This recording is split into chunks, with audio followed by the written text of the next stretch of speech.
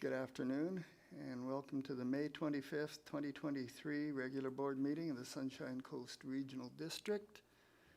I'd like to call the meeting to order at 4:03 p.m. and acknowledge that the Sunshine Coast Regional District is within the territory of the Seashelt and Squamish First Nations. We have an agenda in front of us, and I'd like to make a motion to move item number 7 up to follow item number 4, and item 5 down to follow item 6. Everybody good with that? Okay, I see, yes. Thank you. I see motion, Director McMahon, seconded Director Bax. Actually, I had a further suggestion. Oh, okay. I would like to suggest striking the director's reports for today. I see a seconder. Any discussion on that? No? Okay, let's vote on both at the same time. All in favor? Any opposed? None opposed. Okay. I just got to strike the director's reports off here. Darn, I was so excited. Okay.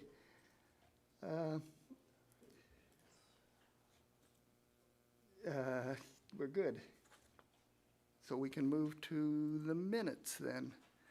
We're on to the regular board meeting minutes of May 11th, 2023, Annex A, pages 3 to 11.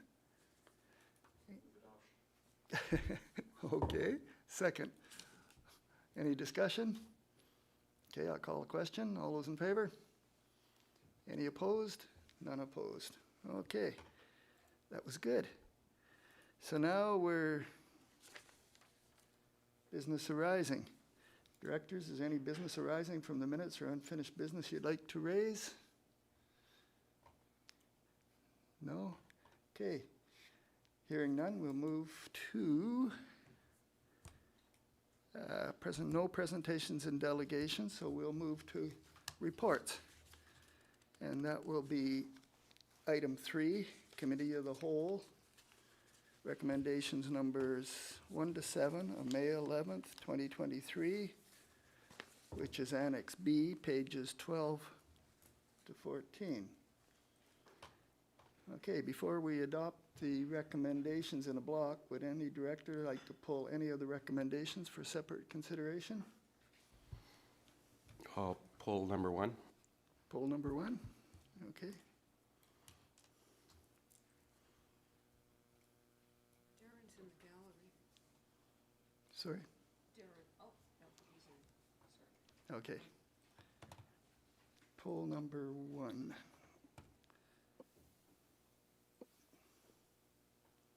So that's Annex B, recommendation number 1, which is the Sunshine Coast Junior Hockey. Okay, so that's pulled.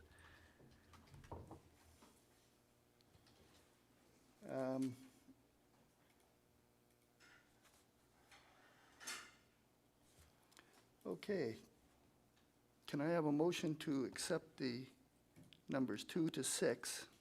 Then I see a motion, see a seconder. Any discussions? No? All those in favor?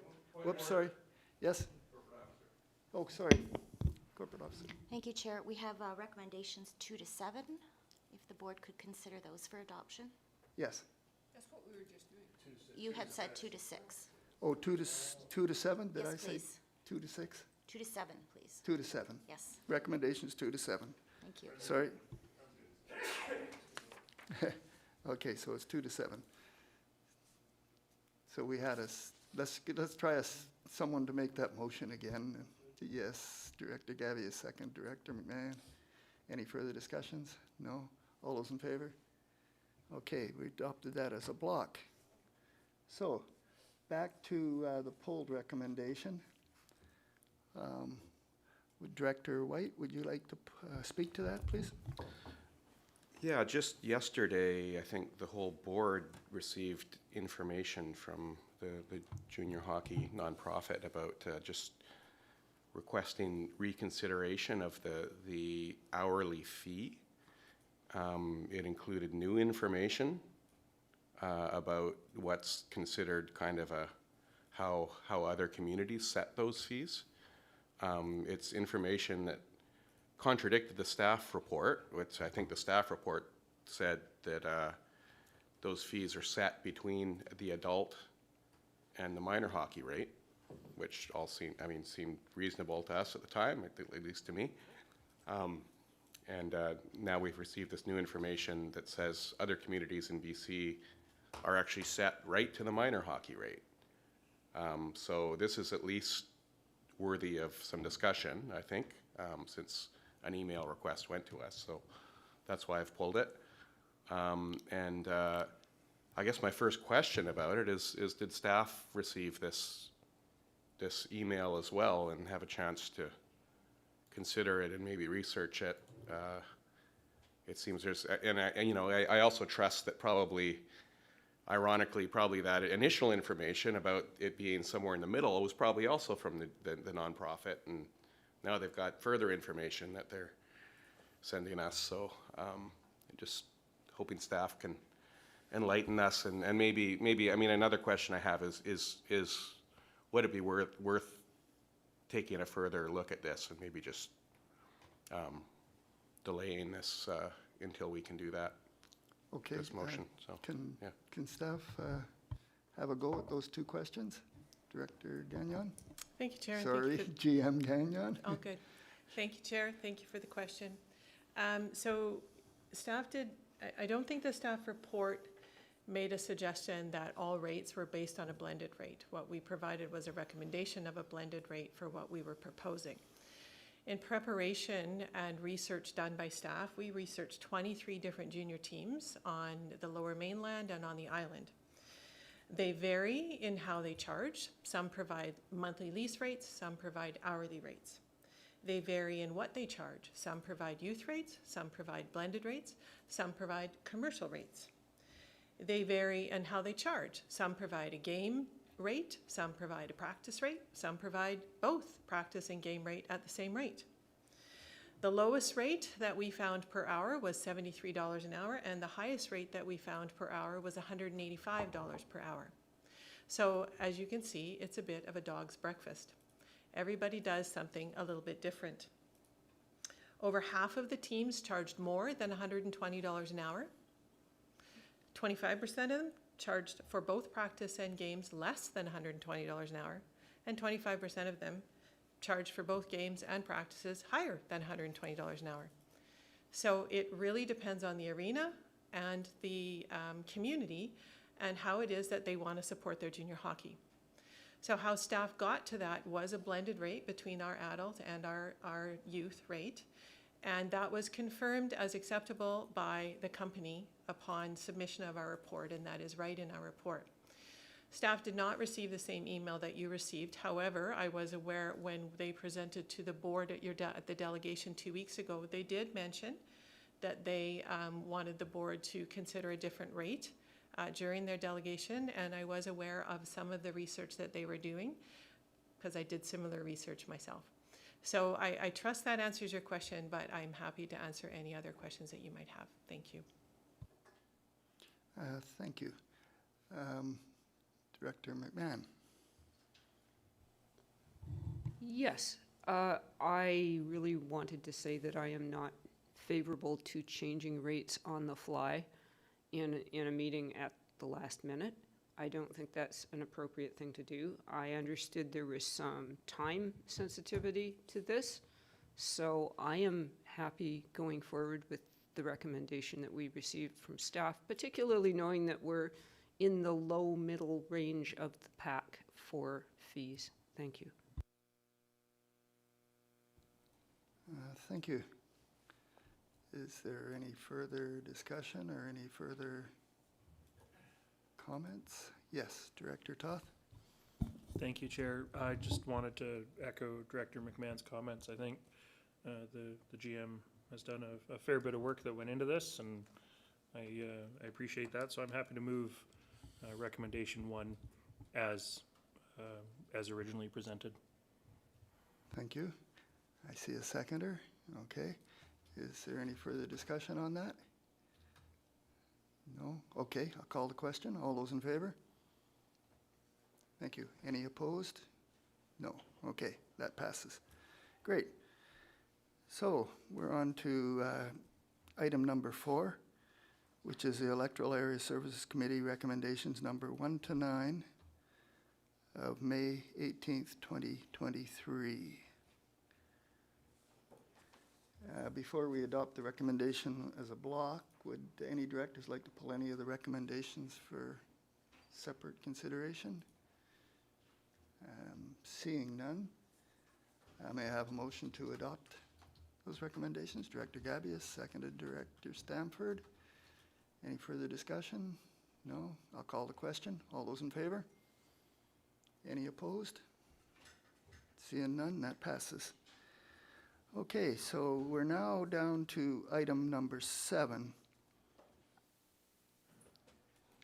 which is Henry and Chester Road Water Main Replacement Asphalt Work Services, Contract Amendment number 4, which is Annex F, pages 24 to 26. Who would like to talk to this? Yes, please go ahead. Thank you, Board Chair. Provided to you is a contract amendment in the amount of $75,836 for the Henry and Chester Road Asphalt Works provided by BA Blacktop Limited. Of this amount, approximately $28,000 is the contingency cost. Due to the added length of construction duration and extra material costs, the asphalt prices went up, and more additional costs were incurred by the BA Blacktop Limited. And we had to expand the asphalt removal limits due to geological conditions, and that added an additional cost on top of that too. So the staff is recommending the board to approve the recommendation before you as presented, and staff will be happy to answer any questions. Thank you. Thank you. Director McMahon, please. This is purely a curiosity question because this is an Area E. What unanticipated geological conditions? Was it wet? Was it rocky? I'm just curious. Yeah, it was mainly ground. Sorry, thank you. Thank you for the question. It was mainly the groundwater conditions. Yeah. Thank you. Okay. Any further questions, comments? Okay, I see none. Would someone like to move the recommendations? Yes, Director McMahon, seconded. Someone needs to second it. Director Toth, thank you.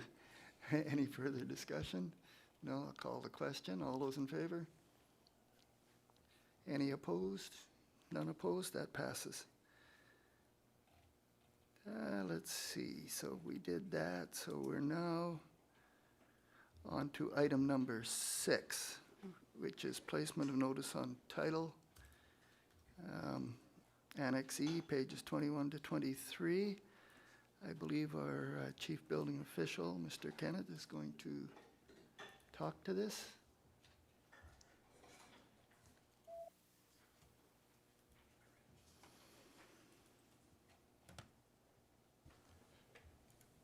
Thank you, Chair.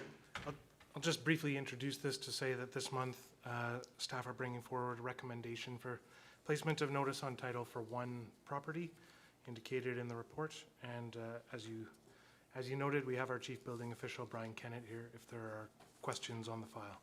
Thank you. Thank you. Directors, do you have any questions? I actually have a question. I read through the report, and it was pretty serious, I thought. So I was just wondering why staff is choosing a notice on title instead of perhaps a different, more encouraging path to seek compliance.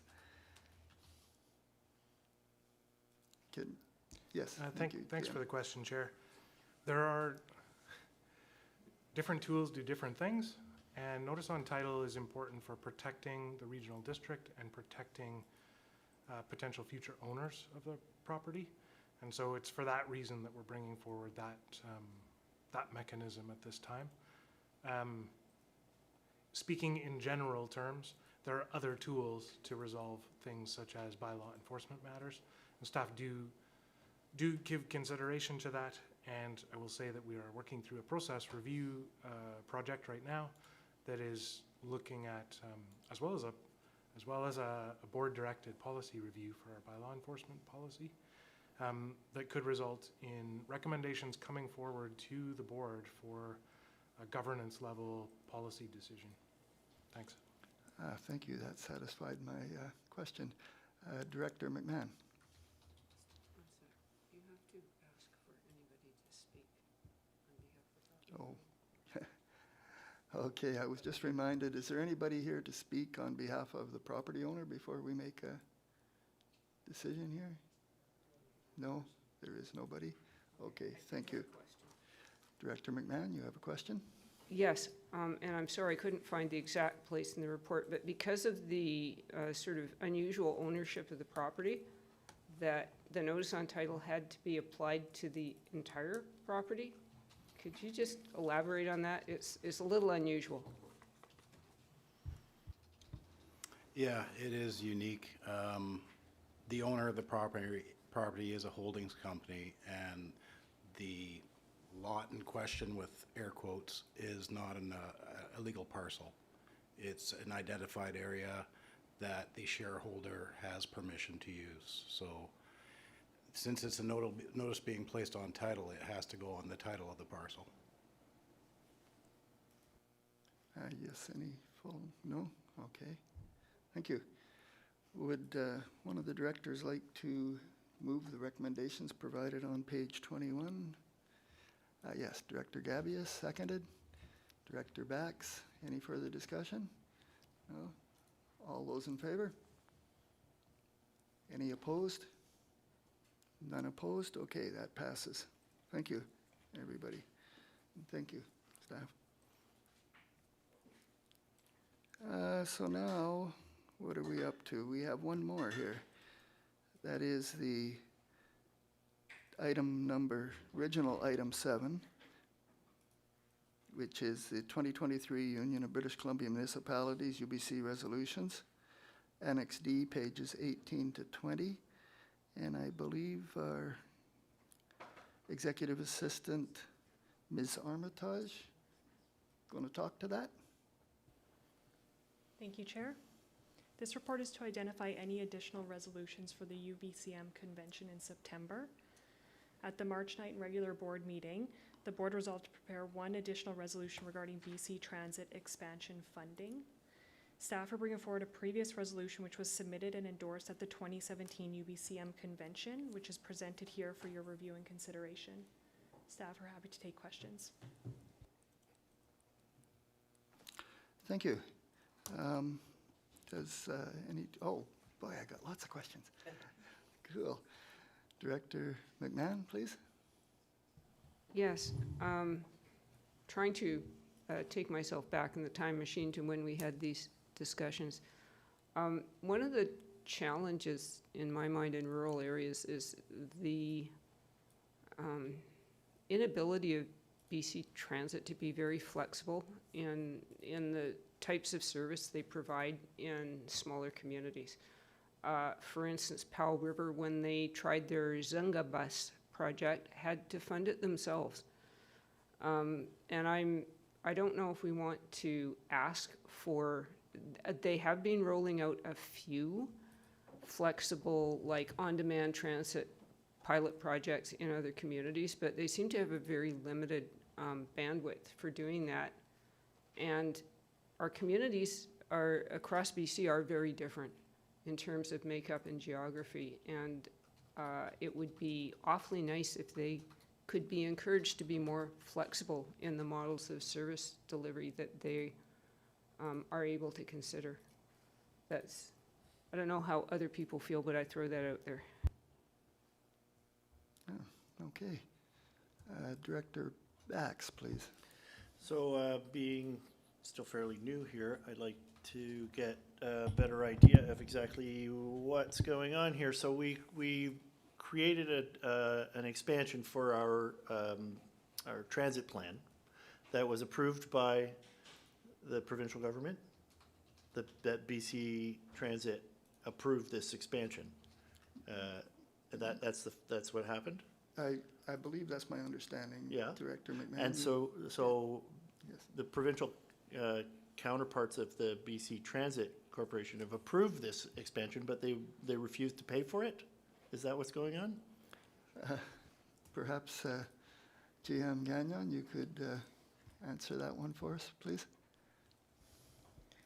Thank you, Chair. Yes, for greater clarity, what happens is we have a master agreement with BC Transit, the SCRD does, and we look at our master agreement every year, and we look at opportunities for expansion based on our Transit Future Action Plan, which is a plan that was derived with community engagement to identify priorities over the next 10 years for transit.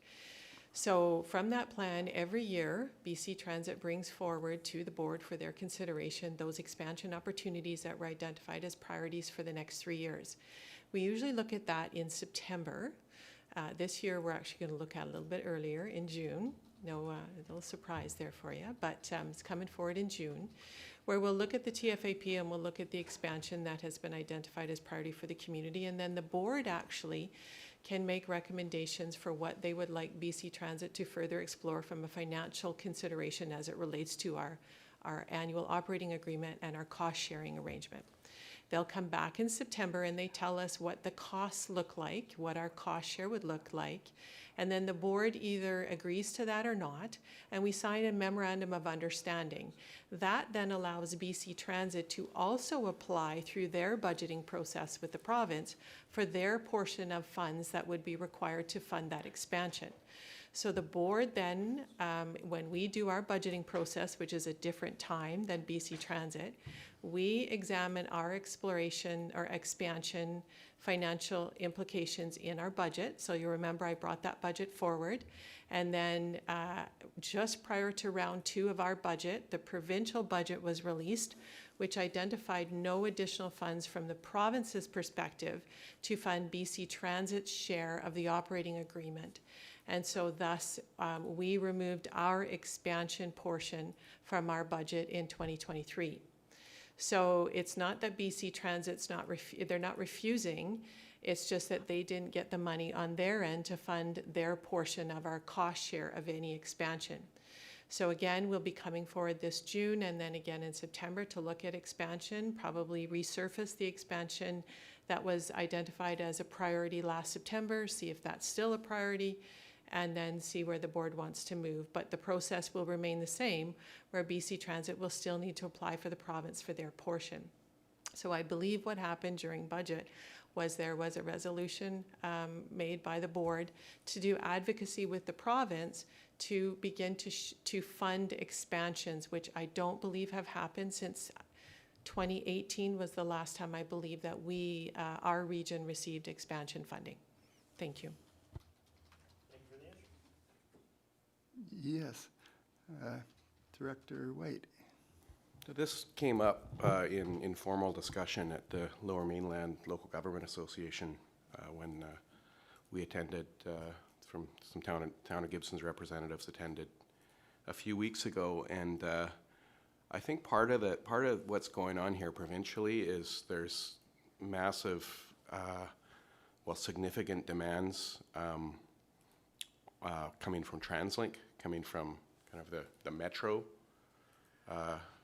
local governments, and the province is putting significant money into that. I think federal money is going into that, and it's all getting focused there. And those of us who are on the outskirts, and I'm sure even further outskirts too, but I spoke with some Fraser Valley reps, are really feeling cut off here, and unfairly, and especially for those of us who are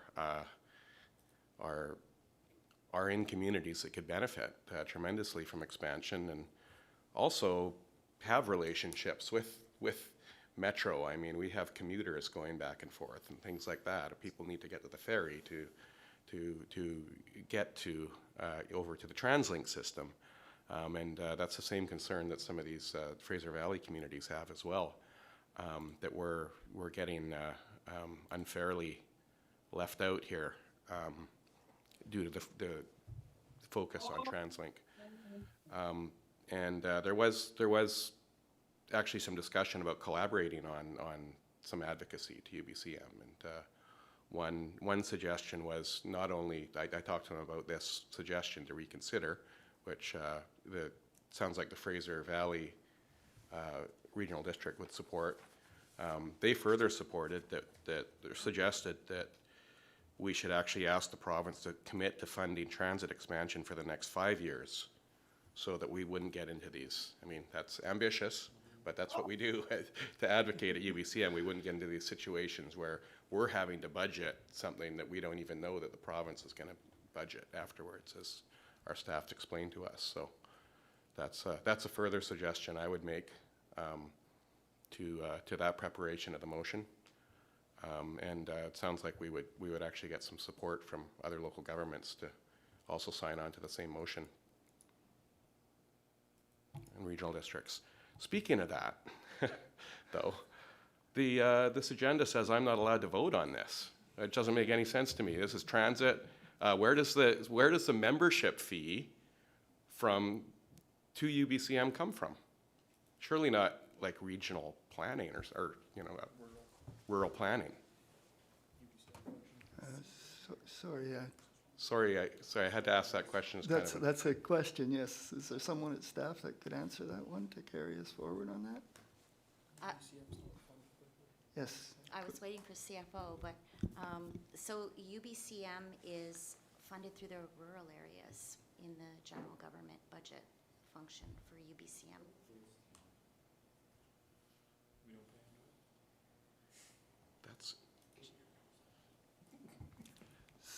So let's see where we are in this. We were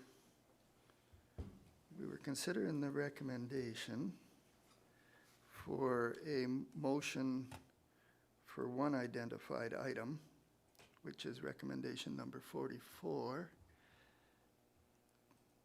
Okay, so that's what we're discussing. I guess we're discussing whether we want to accept that recommendation and go forward or amend that recommendation, right? Is that correct? No, we're identifying resolutions for UBCM. Just more of them? Okay. So that's another one. So No, we need, sorry, would we need a motion for that, or? Yes. That recommendation 44 was old.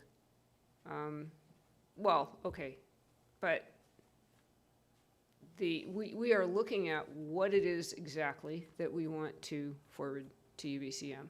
And I, by the way, support Director White on the idea of 5-year funding, because that has been identified as a problem, is not having a forecast of what we can expect in terms of funding. I know this is a slightly different topic, but the question of inter-community transportation is another hot one.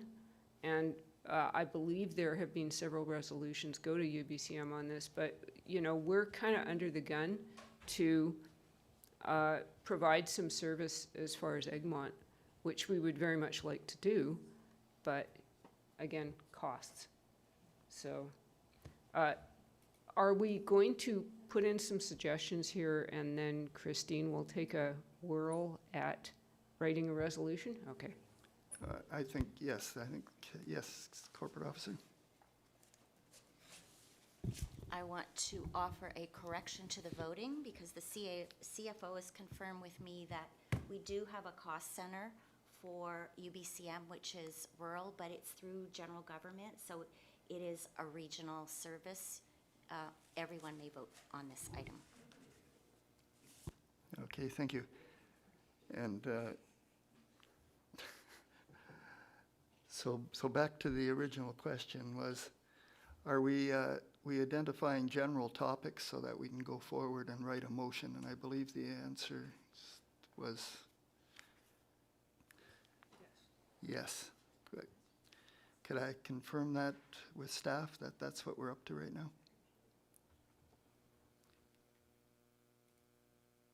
So typically, we would identify a subject and staff would write us a motion that looks close, and then we'd talk about it and see if that's the one we wanted to put in.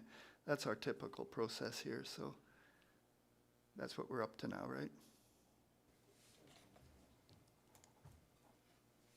Yes, Corporal Thank you, Hobson. Chair. So we did come forward with a report requesting topics. None were added at the time. This was a former resolution that we have acted upon.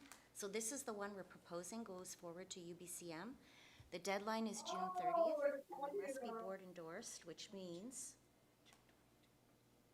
June 22nd is the last opportunity we would have to bring them forward for endorsement, just to confirm the timeline. So unless we make recommendations for additional motions right now, the only one that will go forward is the recommendation number 44? No, I got that wrong?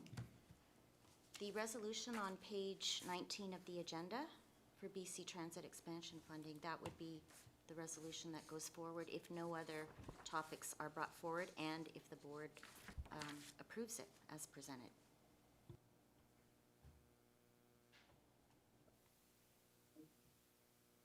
Okay, everybody got that good? I think I'm even caught up now. Okay. So would we like to deal with this one first and then talk about if we're going to have any further ones put forward? Is that what we should be doing? Yes, okay. So was there some suggestions to add to that one then? Yes. Director McMahon, could you just articulate that for us, if you wouldn't mind? Sure. First of all, the 5-year window suggested by Director White rather than 3-year funding. I'm not quite sure what rolling funding is. Whatever, if that seems to be the right thing. But I would like to add some more flexibility for innovative models of service delivery, such as transit on demand, for smaller communities across BC, where conventional transit is challenging. So you'd be adding and another and whereas then somewhere on here? Okay. And I think just having the general concept right now would be fine. Yes. Okay, any further discussion on that? Yes, Director White? Just concerned that even though they're both transit, they might be different. I mean, if one's focused on transit funding here, kind of combining those first two, one being to ask to reconsider the funding for this year, but also to, I think that fits in fine with asking for a commitment, whether it's 3 years or 5 years. But then to ask that other options be considered within the whole program might be a whole other motion, which I also support. But I'd suggest that maybe those be split out into two different. I'm seeing that staff understands it that way too, so that's good. Okay, I think staff, we probably don't need a motion to that, right? You just needed to understand and we'll go forward with that. Okay, so we've got that, both of those looked after then.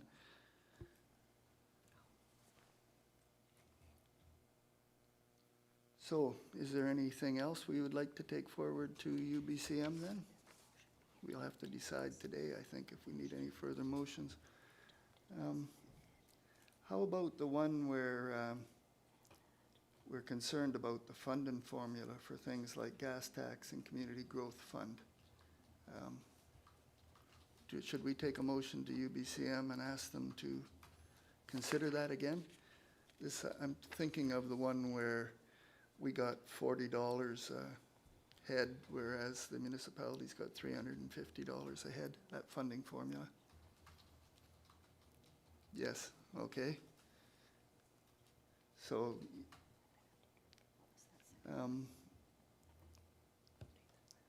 can does staff have a recommendation on how we put that together? It sounds like it might be a CFO thing here for it to help us.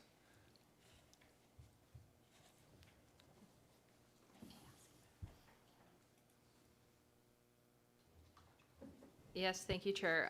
Staff can definitely prepare a resolution for that, for board's consideration. I'm not sure the deadlines for that. Oh, yeah, we have plenty of time for further review. And we've already spoken to the Deputy Minister when we had the meeting last Monday. I think they're open and amenable to some suggestions. We've even communicated with UBCM, so. Okay, so we don't need a motion for that either. We just go forward, or would you like a motion for that, to do that one? Yes.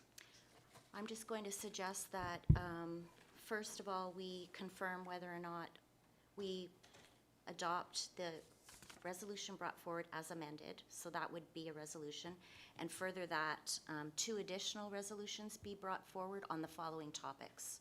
So yes, we would request a motion. And the first topic I did get, which was bringing forward a resolution advocating for flexible transit models, such as on-demand service. Yes. And then the second topic was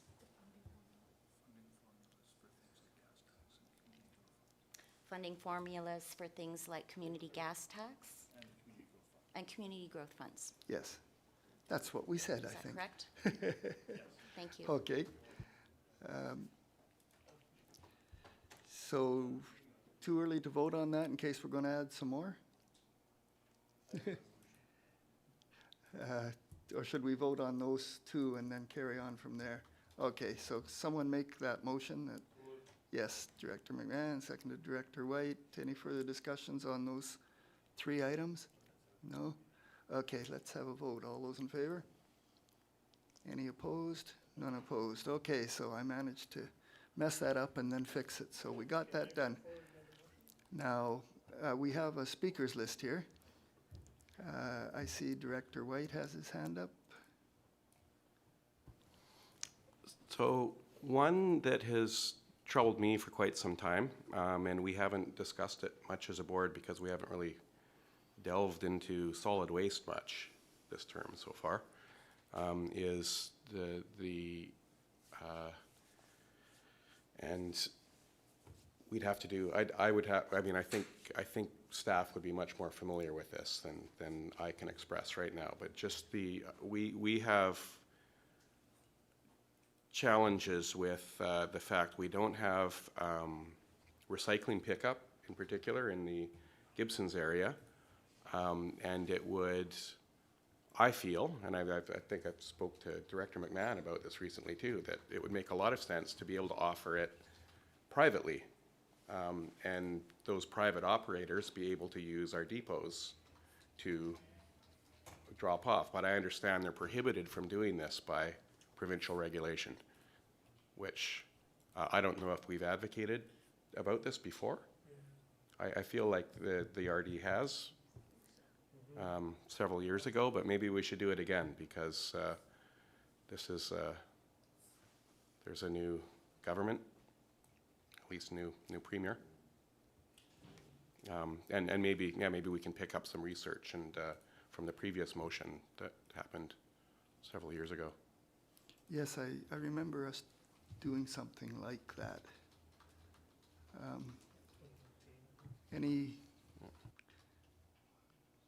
Okay. Yes, Director McMahon, you have something? Yeah, that was ICI, industrial, commercial, and institutional. And yes, we did do a motion on that. And the province was supposed to be reviewing that. And I remember ages ago hearing that an imminent announcement was going to happen, and that was a long time ago. So, yeah, great. Okay, I think we should take another swing at it. It's very important. So let's deal with that one. We have an old motion we could bring forward. I think that's so the motion probably just says that staff bring the original motion forward and update it for submission to the UBCM. Would that sound about right? Am I close? Yeah, Chair, too, what we'd probably want to research too is whether or not there actually has been a change. And it's just a matter of implementing. And so perhaps we can, staff can have the appropriate staff do some research to follow up on that. And if a motion is needed and that hasn't changed, then by all means, we can provide that. Okay. Is that item understood enough that we can take it forward? Okay. Do we need a vote on that again? Okay. Yes, Director White, motion made. Anybody second it? Has seconded. No, any further discussion? No, all in favor of doing that? Done. So, let me just make a little motion. I got that note down there. Okay. Yes, Director Gabius. Thank you, Chair. And speaking of taking another swing at things, some of the concerns in my community are about stormwater management and tree protection, and I understand that there's been a lot of resolutions put forward on those topics. I wonder if there's another way, a more creative way we could come up with a resolution that maybe has a little bit more impact, or because it's been done so many times before and not a lot of action has been taken. But I'm wondering what other directors or staff have to say about this. I need someone with a better memory than me on that. So it's the subject is stormwater management and Tree protection. I think there was a stormwater management resolution put forward by the SCRD in 2020. And I don't. so that's another one that you're suggesting that we would get staff to research the original motion, and if there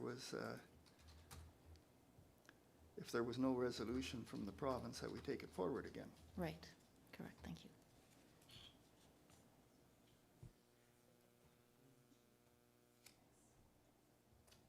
Yes, Steph,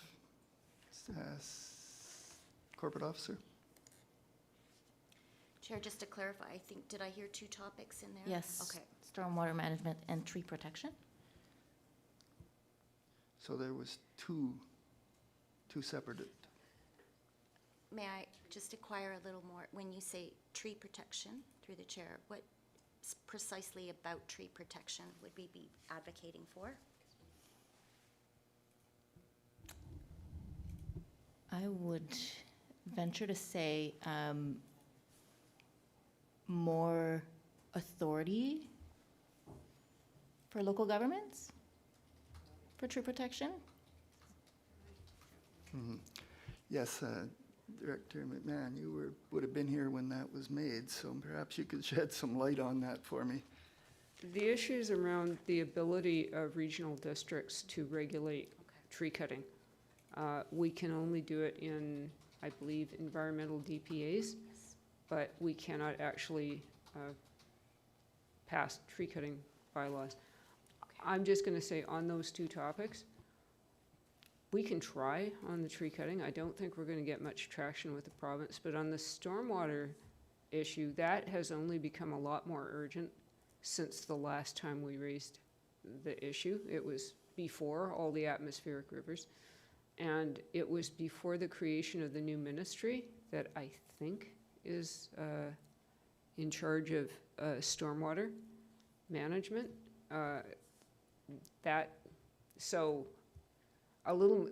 The landscape on that issue has changed somewhat over the years. So maybe there's an opportunity for taking another kick at that. I'm trying to remember what the new ministry is called. And yeah, climate. And and the water stewardship. Walrus. That's it. And I think it's Walrus that is supposed to be in charge of stormwater. But anyway, an opportunity for renewed pressure on the government to deal with a worsening problem. What the heck would we be asking of them? can't remember. We were asking them at one time to plan with us. So we're probably asking them to do that again. Yes, Corporate Officer? So just to refresh, we did bring forward a resolution in 2022 on stormwater, and we note that there is no provincial response yet updated on the UBCM website to that resolution. So would that be the one that we would be bringing back to refresh? The one we brought forward in 2022, which was the action on that one?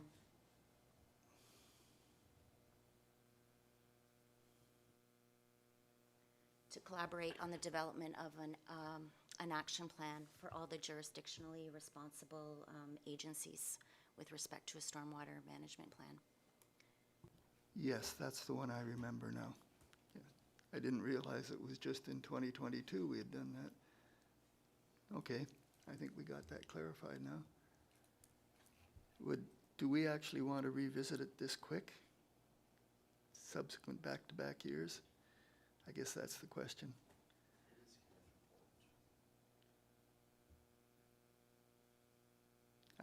Yes, Director McMahon, sorry. On the one hand, it is a little repetitive. On the other hand, it is very important.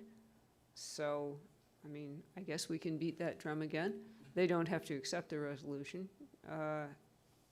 Do we have any idea when we're going to get a response to the previous one? It would be nice if they would respond before the deadline for the next lot. Yes. Corporate Officer? Typically, and thank you for the question, but typically, my recollection is we receive those responses too late. It's usually after the deadline, so we will check in with them to see if there's something coming forward, but yeah, it's usually, the timing is usually after the deadline for the submission of the resolutions. Director Toth? Thank you, Chair. If the UBCM resolutions website is actually operating properly for me, we also submitted EB 62 in 2020 on stormwater management. So we do keep beating that drum. So I don't know if the very next year is appropriate, or if we want to actually wait to see what the province says this time before we go at it again in 2024.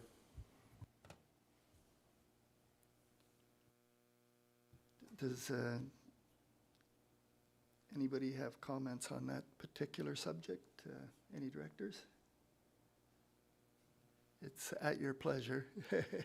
So, Director Gavious, you did bring it up. Would you, with that further information, would you like to give it another go this year, or would you like to skip a year? Well, you know, this being my first time, I'm okay, like, if we're still waiting for a response from the province about this latest resolution, and, you know, as I said, like, there has been a lot of resolutions from the SRD and other regional districts on those topics, so if we want to take a break this year, I'm okay with that, but I think that's something that we should keep at in the future, for sure. Yeah, we do have a history of going back at them, but we usually wait a year. Yeah. We have some that's 5, 6 years old still there that we keep hitting them with, like tree cutting. Okay. So you're okay that we'll skip a year with both of those then? Okay, thank you. Director Bax, please. So this seems like a fun exercise. I'd like to bring forward a resolution to ask the province to fund the local government to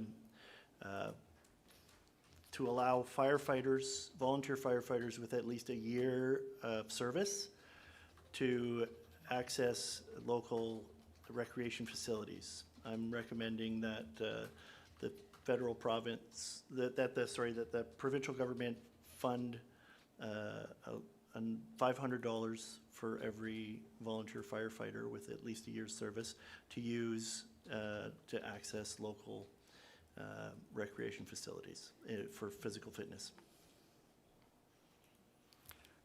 Yes, Director White? This is a tricky one. This is challenging because when you look at the whole provincial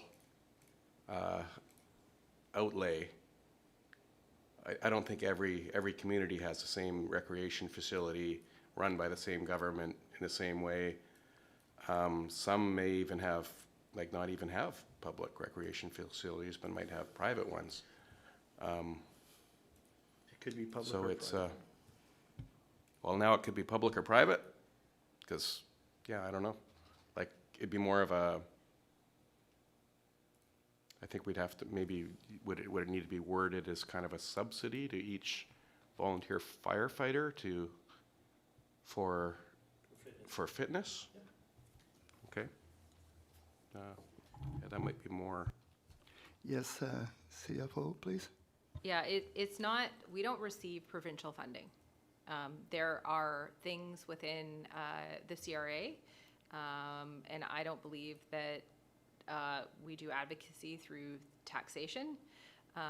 However, that could be a measure that you could take as far as advocacy for firefighters and as far as deductibles that they have, et cetera.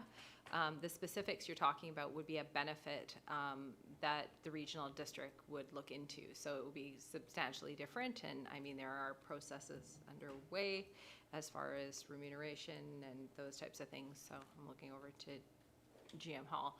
So I think it fits under there. It's not necessarily a provincial mandate. Like, we don't receive funding from the province related to firefighters, and that would be a benefit. You're saying we'd be advocating to ourselves? Yes. Okay, thank you. There is a process where things become tax-free. A benefit becomes a tax-free issue through the government, but that isn't what we're talking about here. I guess what I'm saying is UBCM is not the avenue you want to advocate for this. It's probably federal through tax benefits and deductibles and those types of things. Okay, thank you. That clarifies it for me.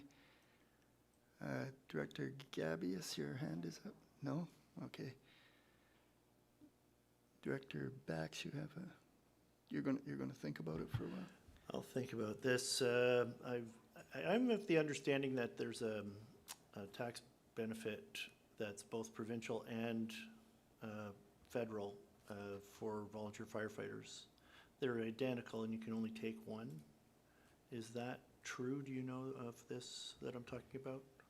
Tax credit? CFO, please. No, I don't know the tax codes off the top of my head right now. It could be like a tax credit for, but Yeah. I can't riff that right off my head. All right, I'll have to explore this because I believe that there's a $3,000 tax credit, but it's identical in both the provincial tax and the federal tax, and you can take it in one, but not both. And if that were the case, then I would advocate to the province to raise their tax benefit. But I'll have to do some research. Sounds like we're gonna have to do a little bit further investigation before we can make a motion like that. Okay, good. Thank you, Director Bax. I think we've got it, unless I don't see any more hands up. Okay. So that's taken care of then. Thank you very much. We'll move on. No communications, no motions, no bylaws.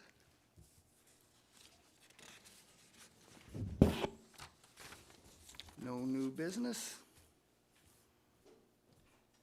So I need a motion that the public be excluded from attendance. We're going to move in camera, and I need a motion that the public be excluded from attendance at the meeting in accordance with Section 91A(g)(k) of the Community Charter. Director McMahon, Director Bax, all in favor? Done. Thank you.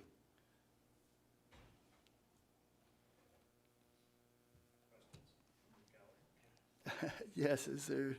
There is somebody with a question, and Oh, okay.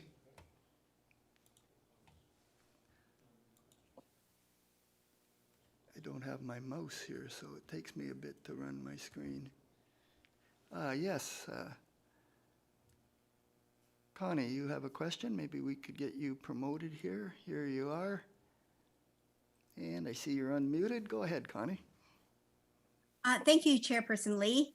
I was just looking for an update on the status of the new agreement between the regional district and the town of Gibsons regarding access to the town's water, should that be needed, and wondered if that has been updated or finalized yet.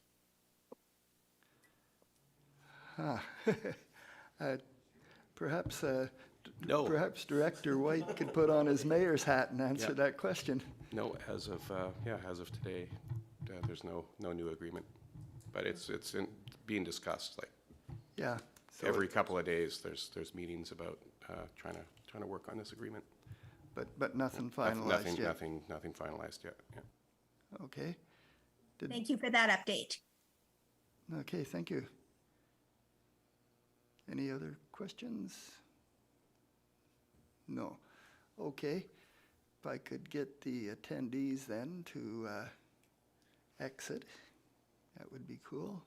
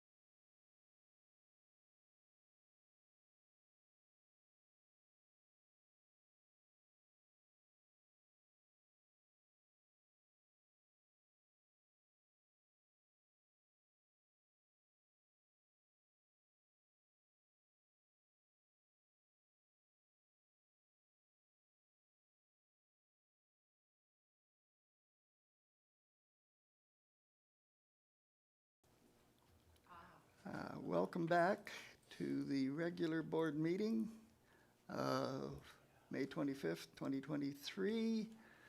Can I have a motion to adjourn the meeting? Yes, Director Gabius, second Director McMahon. All those in favor? Cool, we're adjourned. Thank you, everybody. We did well, an hour. That's good.